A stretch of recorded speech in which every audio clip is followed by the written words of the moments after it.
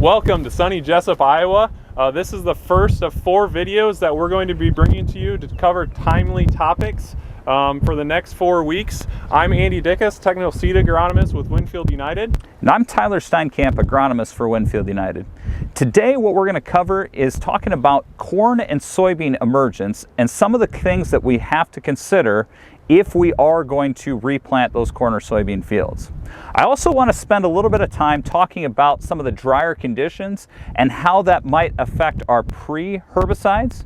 Also, I want to talk about going forward how that might affect our adjuvant recommendations, because they can change based on the drier conditions that we're experiencing. And finally, we'll wrap up with Adam Murray going through and talking about how you find response to scores, whether it be nitrogen, whether it be population, on the mobile app. So as we take a look at reading the stand, why reading the stand is important for going into this growing season is because if we look at the markets right now, we've got $6, $7 corn, $13 to $15 soybeans, depending on, when you're going to sell, all that fun stuff. It's really important that we understand where we can feed this crop and where we should probably push the brakes back a little bit, or where we should allocate our dollars first to really go after that high yield to get more bushels so we can capture some of those greater grain prices. So, reading the stand. First off, on corn. As we take a look at corn this season, the things that I've been getting the calls on the most, or the things that we've had challenges with, is planting into dry dirt, right? And so what kind of challenges can planting into dry dirt present? Well, if it's tilled, it's going to be really dry, and getting that seed where the moisture is so we have nice even emergence is probably one of the things that is the most challenging, especially when we take a look at corn on corn, because some of that trash really absorbs some of that water, and it's a little bit drier, and so we can have some issues with corn on corn. So if I'm looking at where we could have issues with, it's those dry soils on corn that we looked at. The next thing I'm looking at is some of those soils that maybe we didn't till, we did some no-till into, and it was really, really hard at planting, and we didn't get the depth so that we got into that moisture that we really, really wanted to. And so if we didn't get into the depth that we wanted to, and it was dry up top, again, uneven emergence is going to happen where, if we catch a rain or something like that, we have late emergers coming up, and we know that can cause issues because the plants didn't come up within 24 to 48 hours of each other, because realistically that's the goal that we want to have. And so the next thing that could cause issues is the temperature flux. Because of our dry soils, the temperature flux, the soil is going to change temperature much more rapidly because they're drier. Drier soils change temperature a lot more rapidly. And so as we take a look at that could cause an issue. And actually, when the corn germinates, a lot of times what you'll see is happening is it starts coming up, and then when we get a cold night or a cold day or something like that, it actually goes back down towards the ground temperature that's really warm. And so when we take a look at that, it'll start going down. And so then when it warms back up, it can come back up. And so that can cause things to either leaf out underground or run out of energy and cause uneven emergence in itself there as well. The next thing that is an issue is early frost. And so if we take a look at this picture, what we see is, we have some damaged tissue, we have some brown leaves showing up is what we have showing up, but if you cut that plant open and we look at the growing point, it's still white, it's still alive, and realistically, unless we got really, really cold, sub 26, 25 degree temperatures, we're not really gonna have to worry about it with corn, because we know that growing point is still below ground.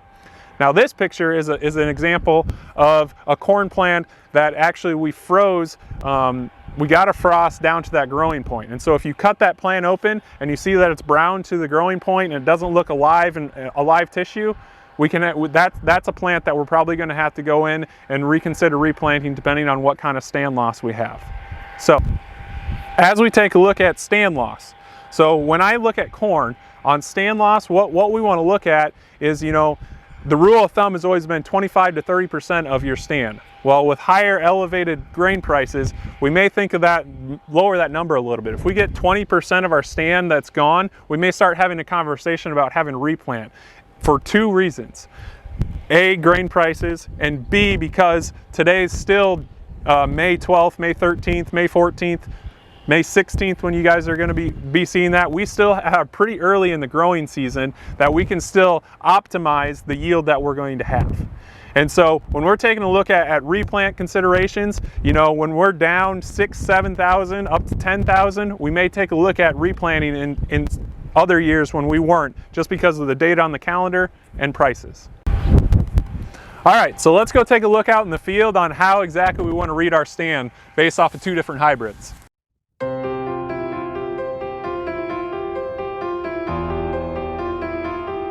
All right, so here we have a hybrid that isn't known for coming out of the ground exceptionally strong. And so when we take a look at this, these are the type of hybrids, those moderate and low emergers that we know aren't the strongest at coming out of the ground.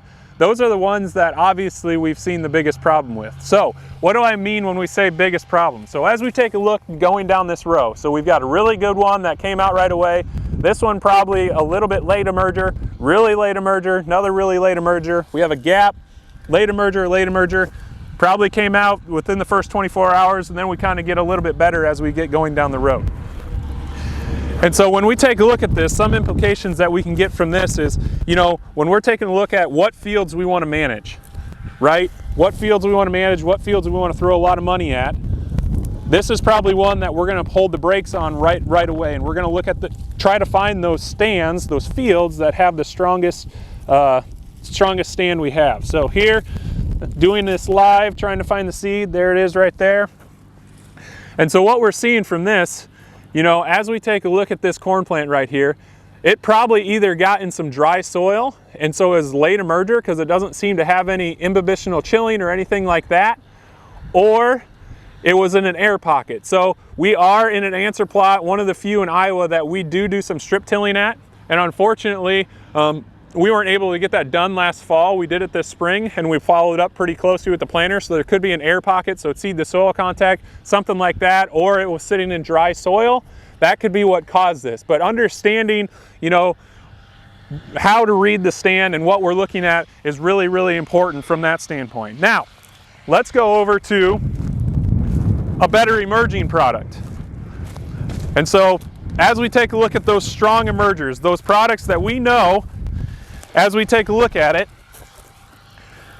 came out of the ground much better. We don't have that gap. We don't have those single leaves just spiking through right here.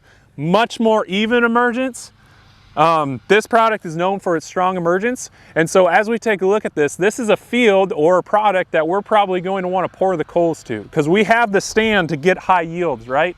And so when we have products like this, or we have fields like this, that you go out, you take a couple different stand counts, and you understand that there's there's really, really good emergence and there's really good early season vigor, we have an opportunity to have a high yielding field right here. So this is a field, you can see not a lot of variation as we take a look through here.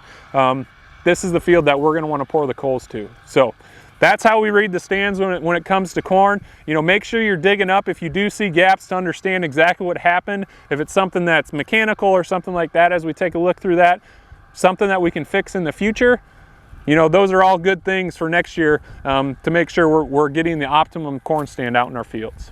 Now, when we take a look at soybeans, you know, soybeans, it isn't as critical to get those plants up at the same time within 24 to 48 hours of each other, but there are some different challenges that we have. And the main one that we have, I know this year the biggest trend was planting soybeans early, right?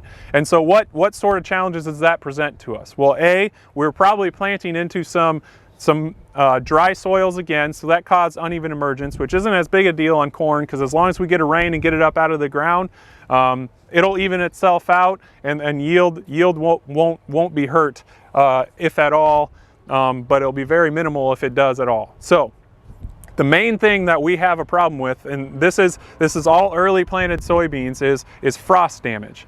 And so I've been getting some reports of some frost damage. You know, when that comes out of the ground, the main difference between corn and soybeans is the growing point comes out of the ground when that first cotyledons come out. And so when those cotyledons are out and we get a frost, you know, 27, 28 degrees for sustained for a couple hours, we can kill that tissue. And so we kill that growing point above soybeans. So I've already had a couple calls that we're gonna have to replant soybeans. If you see that, you know, wait 4 to 5 days after the frost event and come back and see if there's any live tissue coming back. If there's live tissue coming back, you shouldn't have to worry about it. Take your stand counts. You know, realistically, if when we take a look at soybeans, if you're in 30-inch rows, you shouldn't have to replant if 90,000 or more, you know, based on the spacing and all that kind of stuff, plants per acre that we have. If we're in 15-inch rows or lower and we get 100,000 plants or less, that's when we start looking at replanting in 15-inch rows or lower. And so from that standpoint, you know, we have a lot more flexibility when it comes to soybeans, but realistically the one that we're looking at right now is frost from that perspective. The next thing that we do have to be concerned about, and the one thing that I've been getting a lot of questions on this spring, is around herbicide activity. It's really hard to determine whether or not you're going to get good pre-emergence herbicide activity just based on 1 or 2 conditions. There's 3 main things that affects herbicide activity. You got the water solubility, the soil absorption, and the half-life of the herbicide. And not one single one of those contributes to the whole part of that herbicide activity. You have to consider all of those things together. So take, for example, S-metolachlor or dual. Okay, usually when you start looking at water solubility, dual is actually very water soluble. Okay, so we would assume then that based on the water solubility of dual, that wouldn't take much water to get activated. However, when you start taking a look at the data, it actually takes about 3/4 of an inch of rain to an inch of rain to get that one activated. So why would that be? Well, the reason why is because of the soil absorption. Dual is very tightly bound to the soil, so it takes more water to get activated.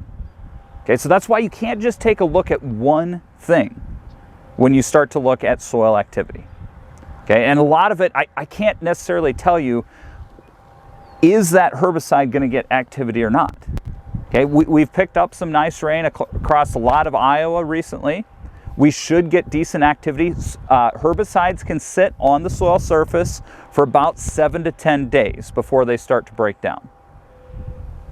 Okay, so realistically, if we're within that window and we get that activating rain, we're going to have pretty decent activity.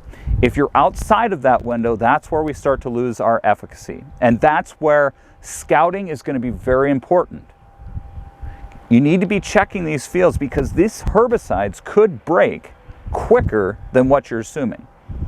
Okay, another good example where you can't really look at just one factor is Zidua, for example. Zidua is not all that strongly bound to the soil. However, it's not very water soluble. So it too takes a fair amount of rain to get that one activated.